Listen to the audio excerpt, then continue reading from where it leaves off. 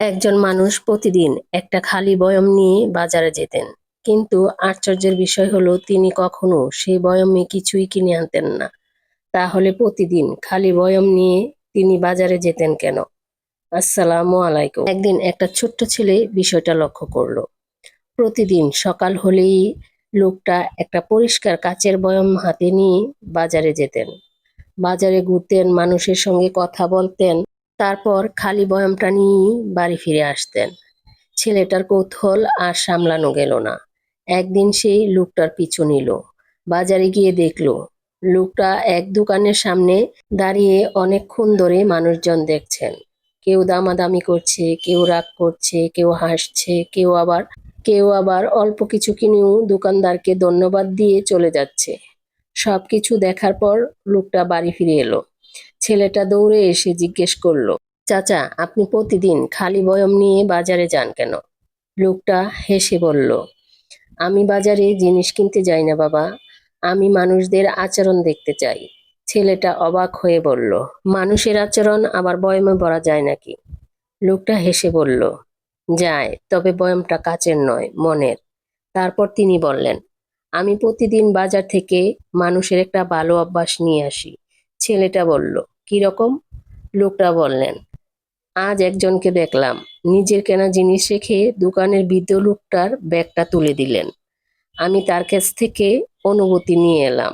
গতকাল দেখলাম একজনের সঙ্গে ভুল বুঝাবুঝি হওয়ার পরও সে রাগ না করে শান্তভাবে কথা বলল।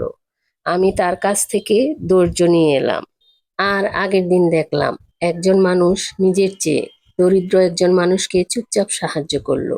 কাউকে বলল না, ছবি তুললো না, প্রচার করলো না। আমি তার কাছ থেকে নিঃস্বার্থ ভালোবাসা নিয়ে এলাম।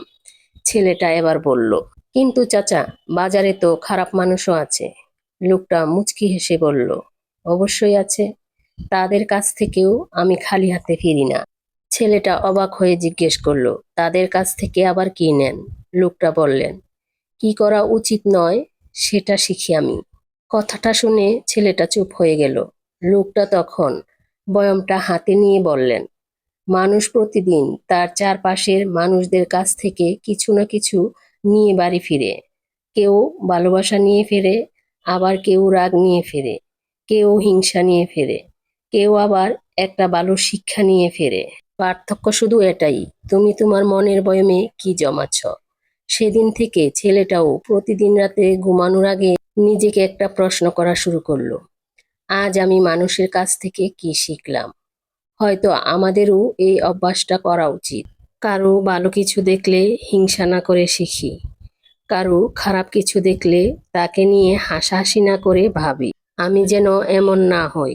কারণ পৃথিবীতে প্রতিটি মানুষই কোনো না কোনোভাবে আমাদের শিক্ষক। কেউ শেখায় কিভাবে ভালো হতে হয়, আর কেউ শেখায় কিভাবে ভালো হওয়া যায়।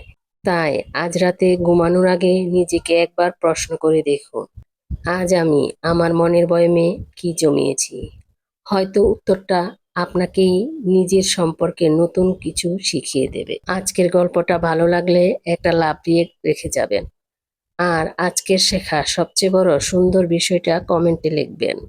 হয়তো আপনার একটা কথা অন্য কাউকে অনুপ্রেরণা দেবে। আল্লাহ হাফেজ।